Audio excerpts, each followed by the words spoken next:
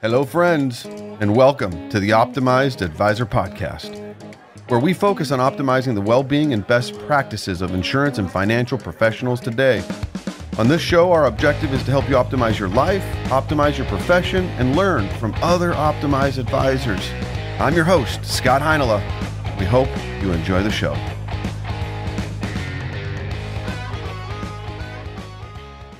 Brad Swineheart, hello. Thanks for joining the podcast today. Hey, Scott. Thanks for having me on. Should be a lot of fun. So officially, Brad Swineheart, SVP of Channel Marketing and Business Development speaker for Whiteglove Marketing, Whiteglove Workshops. What's the exact name? We're just Whiteglove now. Okay. We used to be Whiteglove Workshops. Yeah. And then when we started doing more than just events, we just dropped it and went, well, hey, we'll go to Whiteglove service for everything we offer. So Whiteglove founded when? 2015. Couple of advisors. They did seminars for 30 years and quite frankly, hated the business end of the seminars. You know, all of the work, all the event planning, all the market risk of dropping a mailer, hoping people show up. And they said, hey, man, we got to find a company that would partner with us on this. When they couldn't, light bulb moment goes off. Hey, what if we made one? You know, what if we helped other advisors see success with seminars and kind of optimize on all the things that we've done wrong in the past and learned from? And that was kind of the idea behind Whiteglove is taking all the work of an advisor's plate, but also taking that financial risk off their plate. Yeah, the uniqueness of your initial model, and this is something we'll definitely get into and unpack a little bit, but it's this true turnkey. Look, we will bear the risk and the burden of driving specific number of attendees to your events, and you only pay for those that physically attend an event. That's the foundational model, correct? Oh yeah, when we first started telling advisors about that, we got many looks like, "Hey, you guys are crazy." Like, what do you mean I have to just show up and you've done all the work and then people will be there? You know, there was a lot of skepticism up front that okay, well, I haven't planned a mailer, I haven't booked a venue, I haven't done anything, and now you expect me just to show up and I haven't paid you anything yet and something's going to happen? You know, that was kind of a word of mouth once people started doing it and seeing success. It was like, okay, wait a minute, this is actually pretty cool.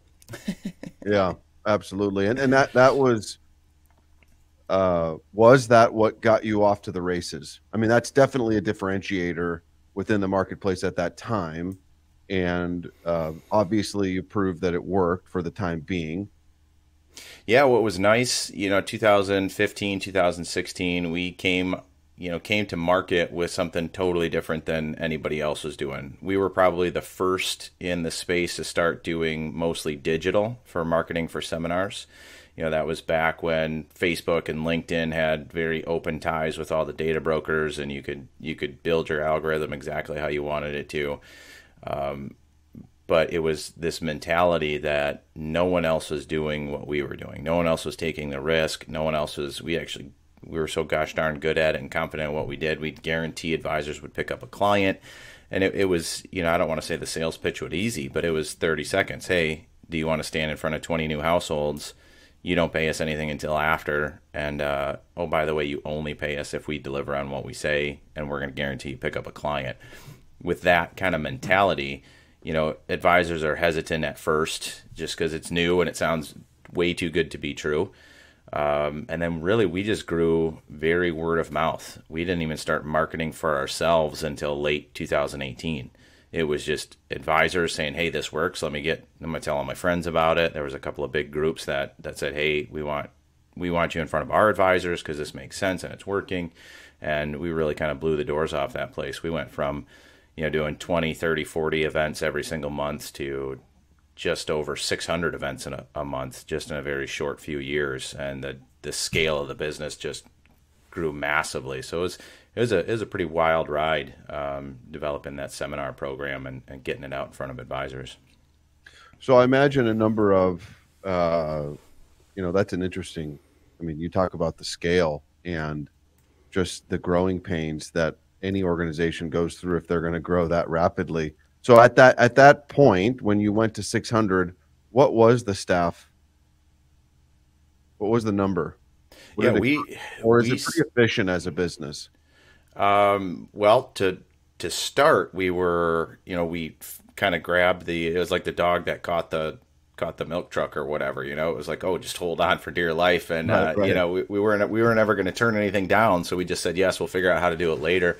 And it was a very much a family run, friends and family business. I mean, there was 20 or 30 of us when I first started in the basement over at the advisor's firm. And, you know, when we started doing 100, 200, 300 seminars a month, it was like, well, we could build this technology and have this ready to go very efficiently in 8 months, or we could hire a human being and do this tomorrow and do it very manually. So we did both. We said, okay, let's start building it, and then let's hire 2 human beings so we can do twice as much tomorrow. And, you know, that led us to just kind of jump in with both feet of, hey, we're into this. Let's get the staff to do it today, but build the tech so that we can, you know, we're doing 500, 600, but we're staffed to do 1,200. And that was our mentality all the way up through 2020 is, okay, let's build the tech so we have something that is very, very efficient, but let's not wait to grow because we don't have the tech. Let's bring in high quality people with the right culture, the right attitude, the right willingness to learn. And, you know, we always say that none of us are as smart as all of us. And that's how kind of Whiteglove built is, let's learn from advisors in the field. Let's learn from the advisors that are our founders. Let's learn from the things that we're doing right and the things that we're doing wrong, and build this massive seminar company with a ton of efficiencies, but also a ton of scalability kind of built into that back end. But we had 100, the long answer to avoid your question, but we had 130 employees, and we're just about the same staffing level today when we were doing 600 events. Okay. Yeah. I imagine technologies and the integration of the technology systems that you've been able, and obviously technology coming a lot more along the way in the last 5, 6 years, that helps scalability as well. You know, it's an interesting thing. I think about, certainly those of us that are in the business, we understand a lot of the names, we're aware of the names, but we never, I don't think, really take a step back and say, okay, what is the sheer marketplace look like? How many actual seminar marketing companies exist in the financial advisory space? How many potential seminar, like what is the market share? I don't know. Is there an answer? You know, it's interesting because, right, there's 300,000 registered reps, there's 100, or there's over 1 million insurance salespeople. There's a guesstimate that 5% of those people do seminars, you know, in the, you know, not to name drop a bunch of other people, you know, when we're talking about us here, but, right. You know, there's some other, you know, key players in the space. You know, your Leading Response, that was RME for years and years. You know, they've got that mailer game down. They're great at that. They really focus on the dinner seminars, which work very well with mail. And, you know, they're probably the ones that we run into most. Right. There's a lot of fly-by-night digital companies, especially when COVID hit, that seminars kind of created this vacuum. When that got pulled away, there was a lot of, you know, kids. I always say there's kids in their mother's basements pretending to be lead generating wizards and stuff like that, and they flooded the marketplace. And you really feel for advisors at that point because they're getting lots of promises from lots of companies that don't even exist anymore. But I think that Whiteglove stands apart being still the only company that is an event planning company as well as a marketing company all blended together. We really want to be that one-stop shop, and I don't think that there's anybody else that's jumped onto that bandwagon and said, yeah, you know, we want to do everything for you. So there's other great marketing companies out there, and depending on your area, they may work very well. But, you know, the event planning and the taking the financial risk, that's something that, for whatever reason, 6 years into this game, we're still the only ones walking down that path fully. So we kind of like being out here all by ourselves. Yeah, it's certainly a disruptor, which I love, and providing you that opportunity to disrupt and capture some of that market share pretty early on. So here we are, you know, 1.5 years in. Pandemic, no question, come April, March, right, of 2020, it was like, no more seminars. That is done for however long. Who knew? How do you respond? That was I'm going to say, interesting time for us, right? We ran a seminar company that specialized in, if people don't show, you don't have to pay us anything, right? And then we were totally prepared for freak weather, storms, hurricanes, you know, libraries shutting down here and there. We were not necessarily set for a global pandemic that turns off our entire marketing channel. You right? weren't? You mean you No. weren't? You were preparing for that? But what's nice is, gosh. February we had 600 in-person seminars. March we did just about zero. There was events that we held where the advisor taught a seminar in the morning and he had another event scheduled in the evening, and the library said, "Nope, you're not coming back. We're shutting the doors." And every advisor that had events with us booked in March was totally taken care of. None of them had to pay us anything. But really for us, we were able to make the best of a bad situation. 2 weeks prior to the global pandemic, everything shutting down, we brought in a brand new CEO that we grabbed from a digital education company, and their specialty of the company he was running was providing millions and millions of hours of online education through webinars to professionals and consumers. And this is the guy that came in to run our seminar company 2 weeks before the pandemic. And we thought we were going to have a long road ahead of us teaching him the differences between webinars and seminars. And instead, it was just the opposite. He came in and said, well, hey, we can do all this stuff through a webinar platform, and I've got all this experience to do it. So we also conveniently had a whole team of professionals that were used to booking libraries and community centers. That's what they spent their days doing, on the phone, finding these things, researching areas. And now they had some downtime. So we trained them on how to run webinar platforms, and we were very quickly able to pivot into a full service webinar model that, we stood behind. We still had the same guarantees where people are only paying if they logged on, but we handled all the technical issues and made sure the advisors were very well prepared, and we actually ran the webinar for them. Oh, you did? Yeah. So you conducted the presentation? We didn't conduct the presentation. When I mean we ran the webinars, we're running all of the tech. So we're actually doing the pop-ups. We're putting their calendar on the screen. Depending on what platform they're using, we're actually moving their presentation forward. We very quickly found that the people that were recording it ahead of time were seeing as much, if not more, success than the people that were doing it live. So we started pivoting people over to that and training them and reviewing presentations. And it was a very interesting time because we were kind of learning right alongside those advisors of, hey, what works and what doesn't work as far as the conversion process. So as you sit here now today, I'm sure we've learned a lot along the way in the last year and a half. Still doing virtual webinars to consumers, now doing some in-person, back to doing in-person workshops, and then any other platforms? Yeah, so it was, again, convenience and good timing and making good out of a bad situation is we had a lot of lofty goals of where we wanted to take Whiteglove into the future. Things like, once someone gets a registration, how do you stay in front of that person until 6 months later when they say, oh, you know what, I need help with this and I need to reach back out to that professional. Who is that, right? We wanted to help advisors on a multitude of different levels. And when you're doing 600, 700, 800 events, it's hard to slow down to say, okay, let's build something new. So while we pivoted over to offering webinars right away, we also went into, okay, well, let's see if we can't fast forward that conversation and get advisors doing virtual calls like this with interested prospects. Again, informational, but more of a concierge level lead service. Let's get advisors right into that conversation as opposed to hosting a webinar or seminar. And there's advisors that just aren't comfortable doing public speaking, so that might fit very well for them. And then our number one goal is what we wanted to do was help with conversion after the event, or really after any sort of lead generation service.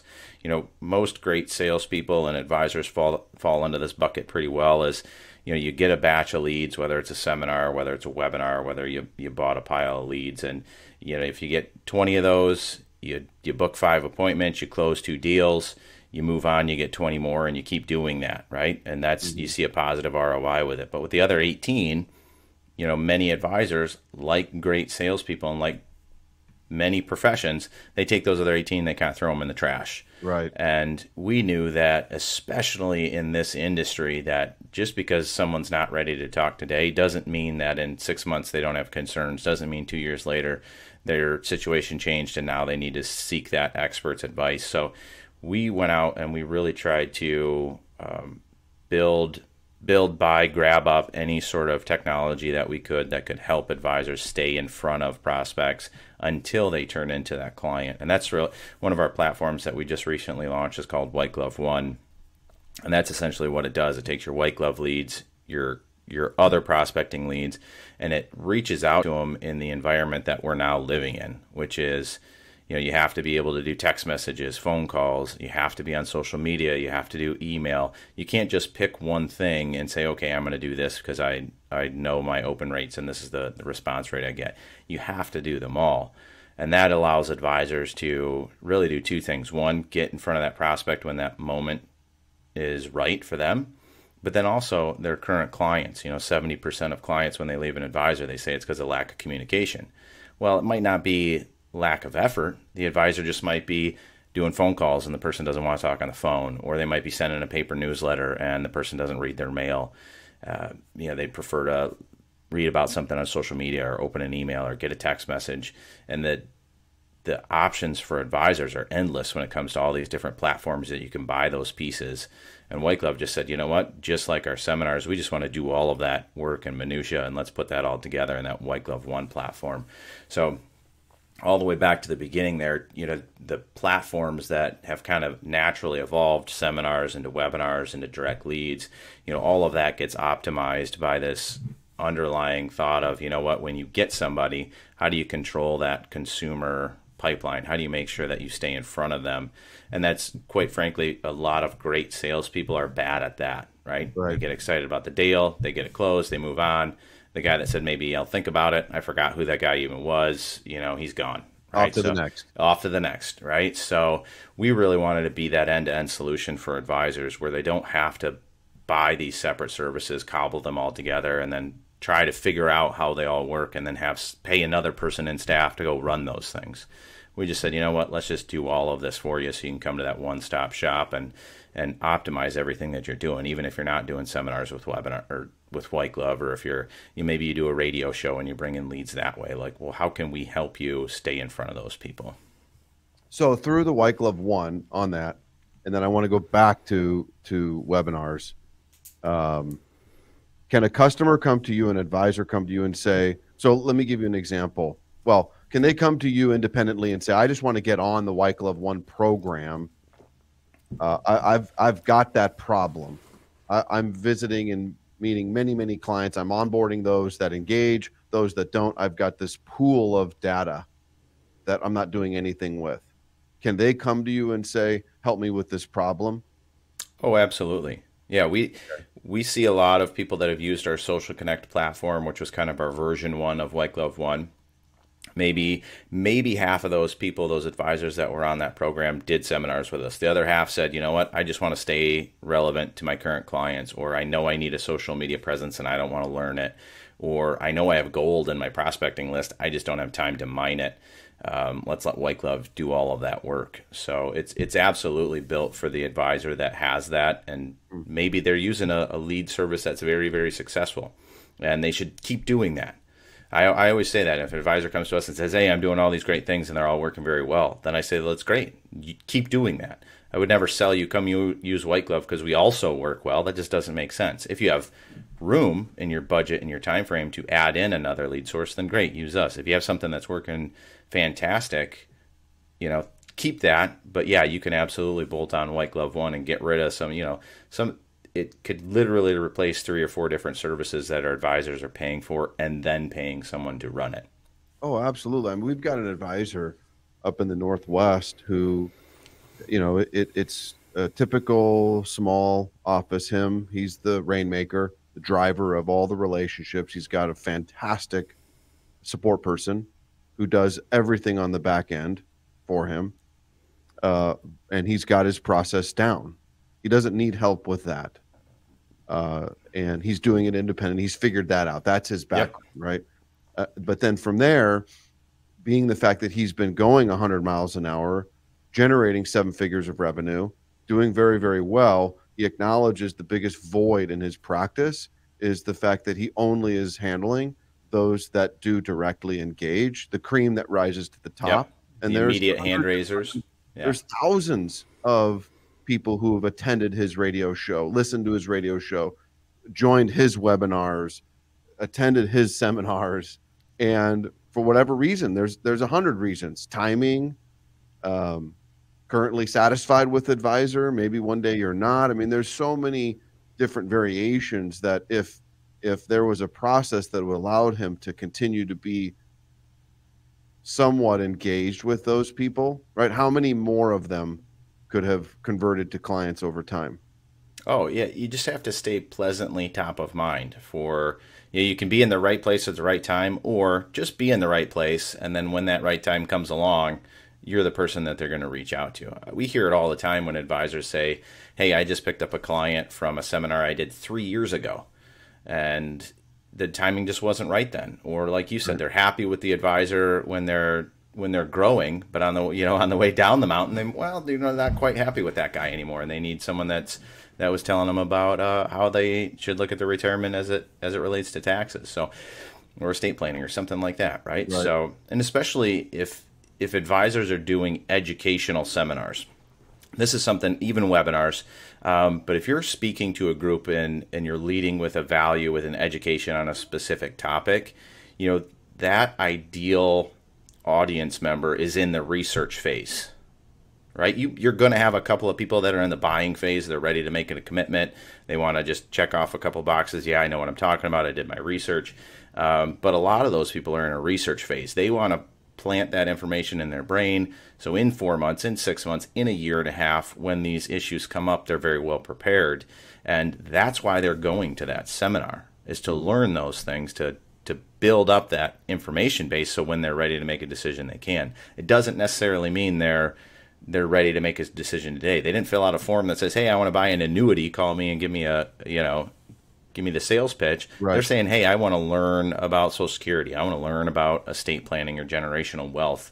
And the key to that is being in front of those people long term. And that's really what any nurturing platform is designed to do. And the difference with Whiteglove is not only are we using all those channels, but there's a human being on our side that runs it for the advisor. So they don't ever have to log in, learn a platform, do anything. We're actually going to run the emails. We're going to run the social media. We'll do the text and phone call campaigns. We'll put their calendar in front of those people on a regular basis. We'll encourage referrals from their current clients. And we know that is how to turn a 3-to-1 ROI and a 23-to-1 ROI. Mm-hmm. It's just consistently staying in front of them. And I have that same problem myself of, how do you consistently stay in front of somebody when they're not saying yes in a nice warm way? That's right. That's the $1 million question that Whiteglove aims to solve with Whiteglove One.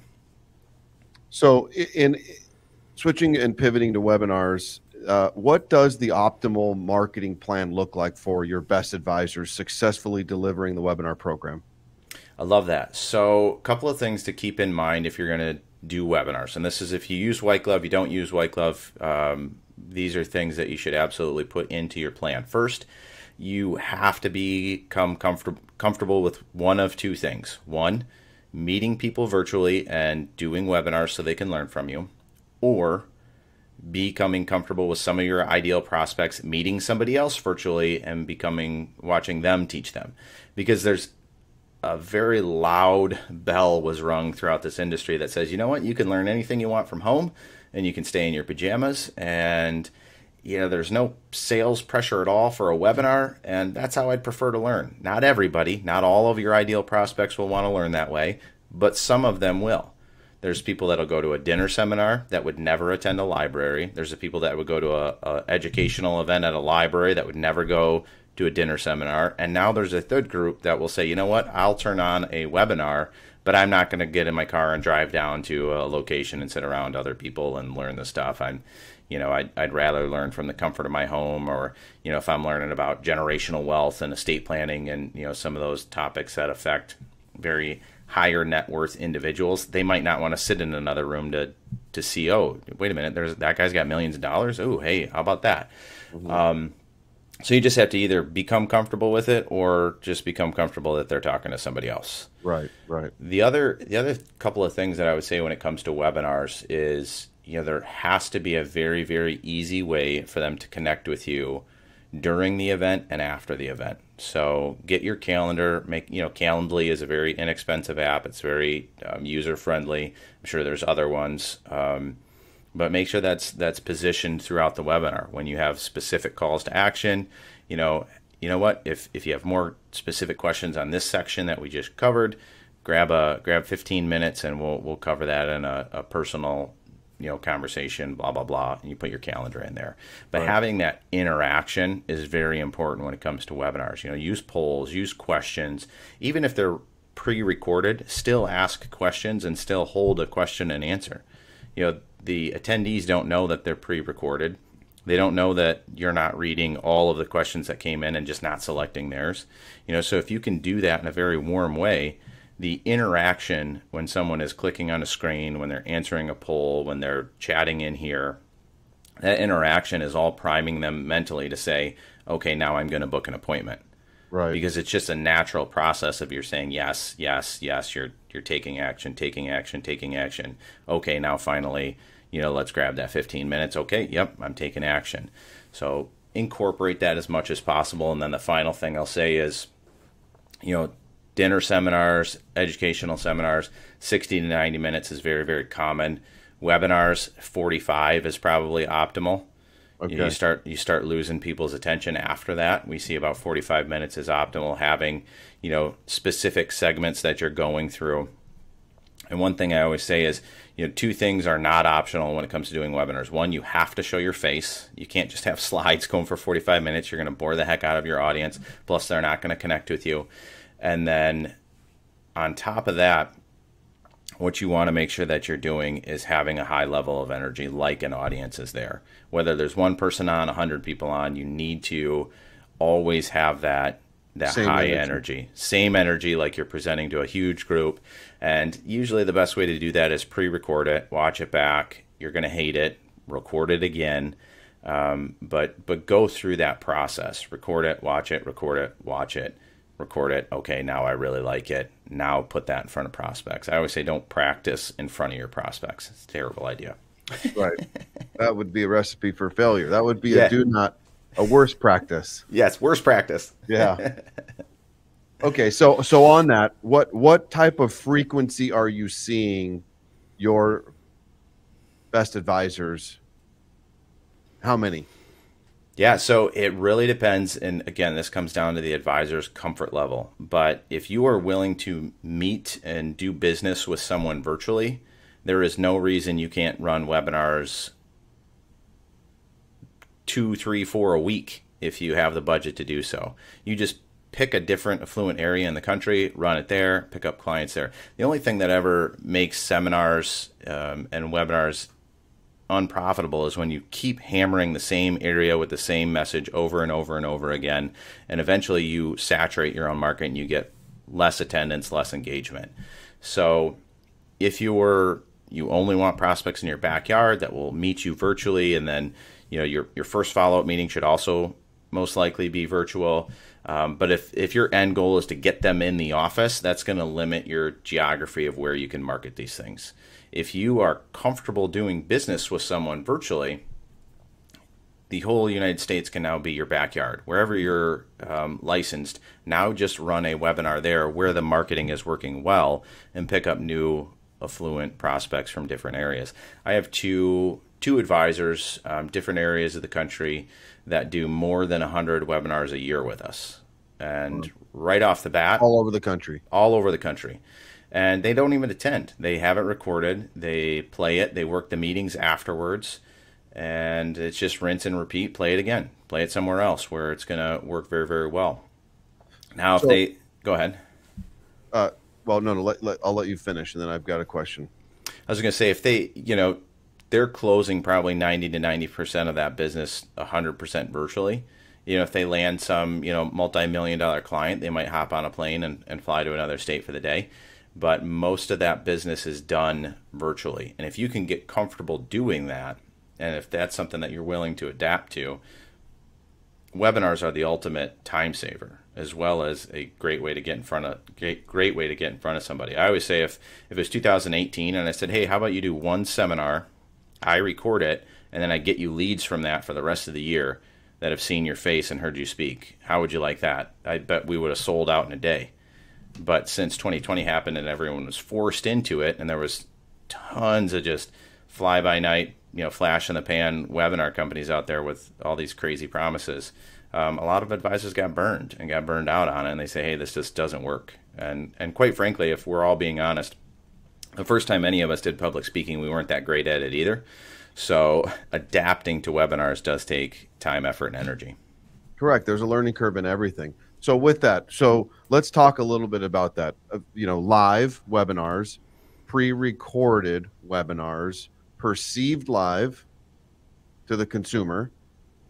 What about on demand? So if you could just touch on those three categories. So it seems to me the most successful solution is a pre-recorded webinar that is, let's call it picture perfect in terms of delivery. It's my best delivery, right? So then what does that look like? And what are the pros and cons of that versus, no, I'm going to deliver these things live? Yeah, so we ran 4,000 webinars, Whiteglove did, and we kind of went back and looked at conversion rates. We looked at what advisors were high converting, what events were low converting, and we actually came out with a scorecard that says, here's the 10 things that you absolutely have to do to have a very successful, high converting webinar. But one of the things that was shocking to us, because we were the same way at first, we were like, well, you have to do them live. I mean, you have to be there live. You have to be able to interact. But one of the things that we found is there's absolutely no benefit of doing it live. The only difference is the increase of the risk of tech failure when you do something live, or a presentation mistake. Yeah, exactly. I forgot to mention this, or I didn't hit the closing exactly how I wanted to, or I normally do. So what we found is engagement is actually key to a high converting webinar. And that has nothing to do with the speaker being live. Probably many advisors that are watching this or listening to this today, that they went to a virtual event at some point in the last year and a half that they didn't know it was pre-recorded. I participated in a lot of very large industry events, and they were all pre-recorded. Right. So if you can maintain that engagement throughout, have the polls, have the questions, have the the pop-ups that allow them to interact. That's kind of the optimal setting for the pre-recorded. As far as the on-demand stuff, I think that it speaks to a person's level of comfort of doing things themselves that are going through and watching things on demand. Whereas a webinar, you're attending an event, there's a certain level of commitment there to say, yes, I'm going to attend, I'm going to listen to a professional, I'm going to learn. The on-demand stuff, you're just going to attract a different audience. I know a lot of advisors that, or at least a handful of advisors that saw great success with YouTube, building channels out through that and having people come in and watch it periodically and then reach out to them. But it's a different audience, right? It's kind of that do-it-yourselfer, I think, is what I've gleaned back from most of the advisors I've talked to. That, right. Okay, they're logging on, they're watching the how-to video, now they want to go do it themselves. The same way I would, I just redid my floors in my house. That's what I did. I spent a couple of days watching YouTube, and then I went and rented the sander, Right. But so there's that aspect of it. But if you're able to position your message very well, you can pull them out of that mentality if you're comfortable working with guys and gals or investors that are typical do-it-yourselfers. If that's something that fits your business model, then you can absolutely use that as a positive mean. A lot of the advisors I'm talking to would rather not work with do-it-yourselfers, right? They just find those particular investors to be headaches, but that's to each their own. It's all their ideal client base. Well, it's interesting in the sense that in every step along the way, there's psychological touch points, if you will, or tests and that's the first one is the psychological profile of the person that's willing to commit to attending a live event versus, no, you're in your example, the flooring. Well, I'm handy. I know how to do this. I just need to watch somebody show me the specifics to how I'm going to actually lay the floor. And there was never any interest on your end that you were going to hire somebody after to do it. It was, no, I'm going to figure this out and I'm going to go do it, as opposed to engaging live on a webinar saying, we need a help here. This is just the platform that we're comfortable with right now to engage with XYZ advisor. Yep, I totally agree. And I think that, a lot of advisors have said, well, if they're not willing to drive to a seminar, if they're not willing to drive into my office, then they're probably not willing to do business with me. And I think that thinking is outdated. I think that the ability to do just about anything you'd ever want from your cell phone has really transformed the business as a whole to say, you know what, you can get financial advice without leaving your house. You can manage your investments, manage your portfolio, manage your retirement without going and sitting in somebody's office and talking to them for an hour. And when there are those options out there, people just become comfortable with it. Doesn't speak to their level of commitment necessarily. Yeah. So with the webinars too, last thing, I think staging is so important, where many advisors just don't put enough stock in that. They don't think through. I mean, yours looks gorgeous. You got good lighting. You got a good background. There's a interesting piece of art. Like your sound is great. I mean, yours is perfect. So to that point, thank you, by the way. We have tried a little bit. What kind of a stage are you seeing the best advisors do in a webinar format? Because you mentioned, I cannot just wipe me away, put a PowerPoint slide deck up, click speak. That doesn't work. Are we talking about this type of a format where, we're a little bit in a radio studio-esque, if you will, or is it, no, I'm really creating maybe a newscast type of setting? Anytime you can showcase your personality a little bit and your professionalism a little bit, I think that goes a long way. First off, you have to have good lighting. You have to have good sound. Invest in those things. Make sure the area is quiet. It's if the dog or the kid runs in, it's not the end of the world. Now people are kind of used to that stuff, but you want to make sure that you look like a professional and that you've got that set up. If you can highlight a little bit of your personality in there, I got the guitar hanging there. I can't tell you how many calls I've been on where we talk about that for 5 minutes, and it's just a good way to bond. And it's something like that you can showcase a little bit of personality, but keep it professional. But yeah, invest in lighting, invest in sound, and record it once, watch it back. Yeah. See if you like it. One trick that I heard of, actually 2 little quick tips if you're having trouble performing to your laptop as opposed to if you're used to being in front of audiences. There's 2 things you can do that might be very helpful. One, put up a mirror, so that you can see yourself if you can't see your camera very well, that you can look into. That's a helpful way to do it. Or what many advisors would actually do is they'd set up all their camera and their sound and all of that, and then they'd actually have friends or family or office staff come into the room and sit in the audience, so they're speaking to 3 or 4 people, and then you kind of get that interaction. You can speak to them. You're not speaking to the laptop.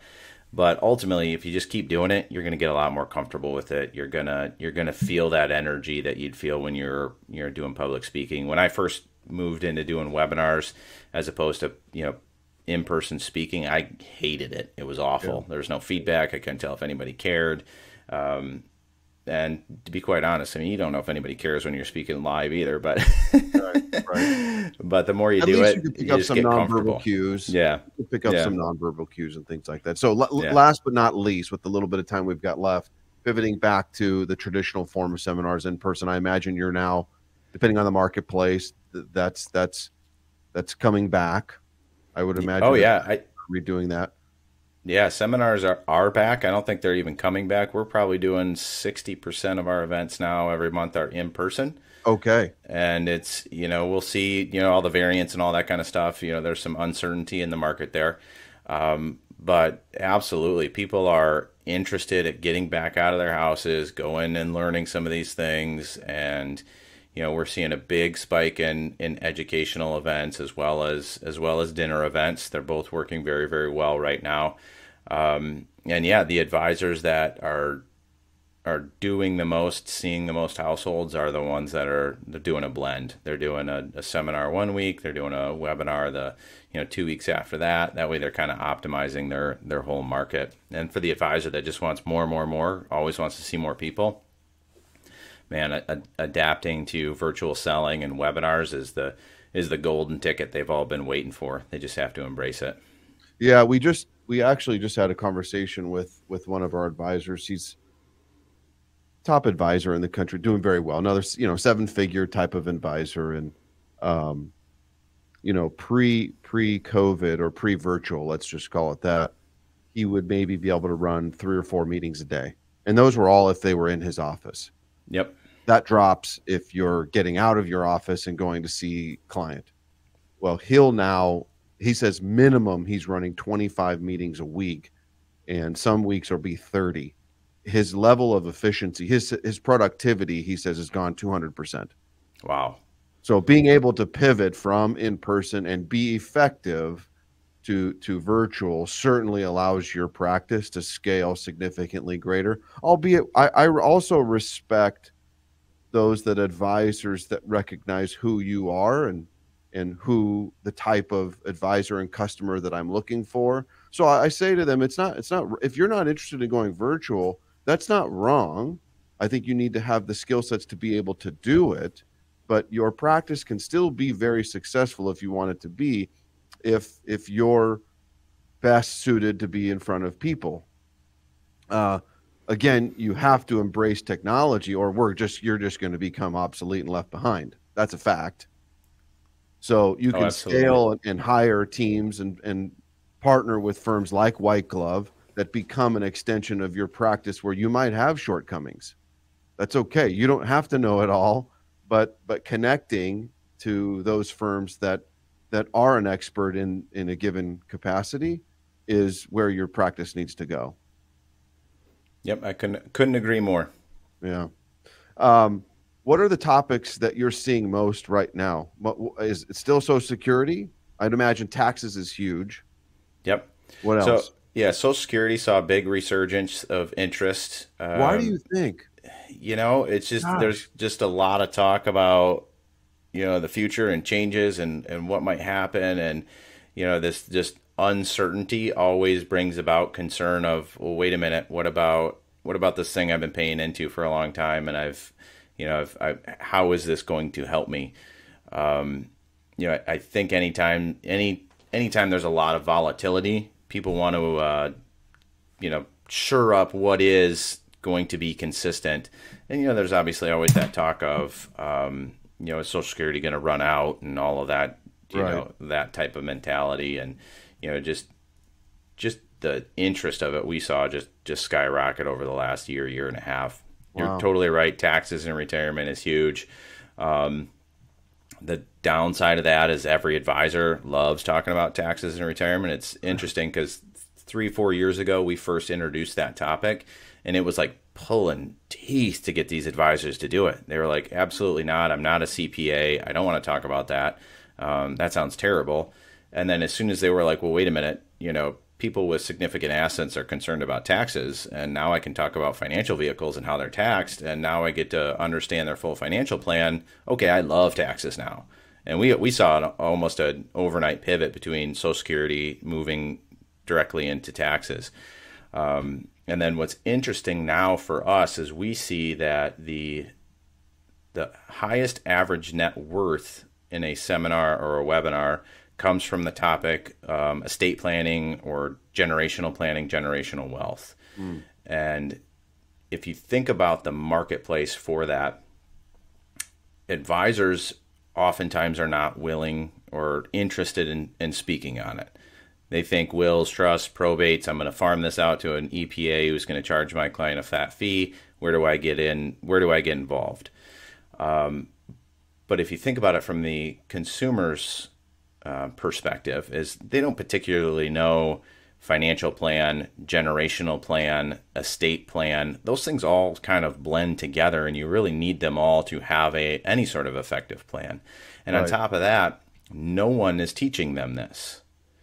Estate planning attorneys have a pretty sweet deal where a lot of advisors will send business their way and they don't have to reciprocate because they need an estate planning attorney. They don't necessarily need to push back people into an advisor. So they're not out doing seminars to educate the public. And if 90% of the advisors are talking tax, if you want to hit that, that higher net worth audience and talk on a topic that's different than everybody else is talking on, I highly recommend looking into estate planning, generational wealth, that sort of topic. It performs very, very well on the marketing side. It brings in the correct quality an advisor would want in a seminar. And if positioned correctly, you can be talking about their financial plan and how it relates to future generations in their estate.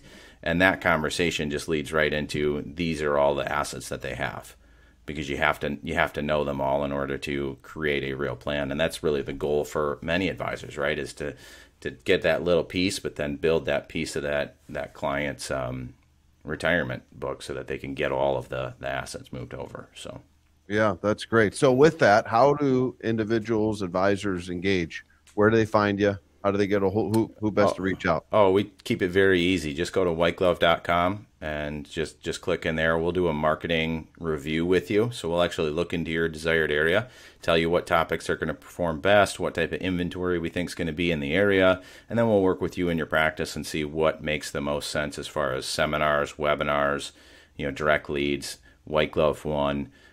We really want to be a consultant before we're ever into a sales position, because quite frankly, we don't get paid on the number of events that we do. We get paid on the number of quality prospects we put in front of an advisor. So we're very much shoulder to shoulder with our advisors. But really, just go whiteglove.com. If anybody has questions for me on anything that I said, just as far as what's working today, feel free to connect with me on LinkedIn, just Brad Swineheart.